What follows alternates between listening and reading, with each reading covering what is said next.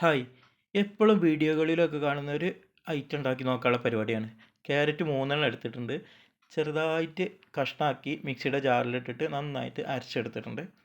ഒരു പാനിൽ നമ്മൾ നെയ്യ് ഒഴിച്ചതിന് ശേഷം അതിനകത്തേക്ക് നമ്മൾ ക്യാരറ്റ് അരച്ചത് ചേർത്ത് കൊടുത്ത് വെള്ളം വറ്റിയതിന് ശേഷം ഒരു ഗ്ലാസ് പാൽ ഒഴിച്ച് കൊടുക്കുന്നുണ്ട്. ആ പാൽ ഒഴിച്ച് കൊടുത്തതിന് ശേഷം പാലൊന്ന് മിക്സ് ആക്കിയതിന് ശേഷം അതിലേക്ക് ഒരു 3/4 ഗ്ലാസോളം റവ ചേർത്ത് കൊടുക്കുന്നുണ്ട്. ആ റവ നന്നായിട്ടൊന്ന് മിക്സ് ആക്കി കൊടുത്തതിന് ശേഷം 4 ടേബിൾ സ്പൂൺ പഞ്ചസാര ചേർത്ത് കൊടുക്കുന്നുണ്ട്.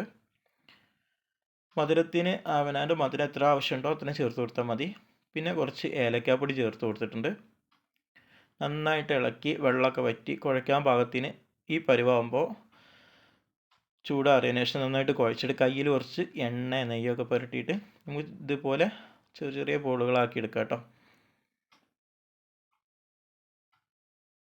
നമ്മൾ ബോളുകളൊക്കെ ഇതവിടെ ഏകദേശം റെഡി ആയിട്ടുണ്ട്. പല വലുപ്പത്തിലുള്ള ബോളുകളാണ്.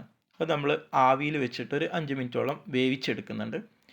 നമ്മൾ 3 ലിറ്റർ പാലിലാണ് ഈ സംഭവം ഉണ്ടാക്കുന്നത്. പാല് തിളപ്പിക്കാൻ വെച്ചിട്ടുണ്ട്.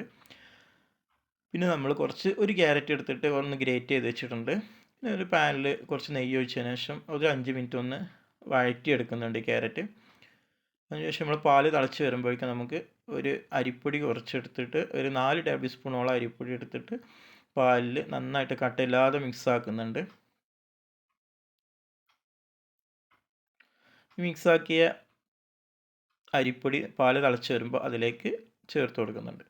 3 ലിറ്റർ പാലിന് 4 ടേബിൾ സ്പൂൺ അരിപ്പൊടി പോരാ ശരിക്കും ഈ ഐറ്റമിന്. പക്ഷേ ഞാനിതിൽ അരിപ്പൊടി മാത്രം അല്ല ചേർക്കുന്നത്. ഇതിനകത്തേക്ക് റവ ചേർത്ത് കൊടുക്കുന്നുണ്ട്. അപ്പോൾ ഒരു 3/4 ഗ്ലാസോളം റവ ചേർത്ത് കൊടുത്തിട്ടുണ്ട്. അതിനുശേഷം നമ്മൾ മിൽക്ക് മെയ്ഡ് ചേർത്ത് കൊടുക്കുന്നുണ്ട്. മിൽക്ക് മെയ്ഡും ചേർത്തിട്ട് ആവശ്യമാണെങ്കിൽ മാത്രം പഞ്ചസാര ചേർത്ത് കൊടുക്കാവുന്നതാണ്. കുറച്ച് വാനില എസൻസ് ഒഴിച്ച് കൊടുക്കുന്നുണ്ട്. അതിനുശേഷം നമ്മൾ വഴറ്റി വെച്ച് ക്യാരറ്റ് ചേർത്ത് കൊടുക്കുന്നുണ്ട്. ഇത് നന്നായിട്ട് തിളച്ച് റെഡി ആയിട്ടുണ്ട്. കുറച്ച് ഉപ്പിട്ട് കൊടുക്കുന്നുണ്ട്. നന്നായിട്ട് തിളച്ച് എല്ലാം റെഡി ആയതിനു ശേഷം ലാസ്റ്റാണ് നമ്മളതിൻ്റെ ഈ ക്യാരറ്റ് ബോൾ ഇട്ട് കൊടുക്കുന്നത്. അത് ഇട്ട് കൊടുത്ത് അധികം ഇളക്കരുത്, ഉടഞ്ഞു പോകും. അപ്പോൾ ഈ ഒരു ഐറ്റം അടിപൊളി ടേസ്റ്റ് ആയിരുന്നു കേട്ടോ ഈ ഒരു രീതിയിൽ ഉണ്ടാക്കിയിട്ട്.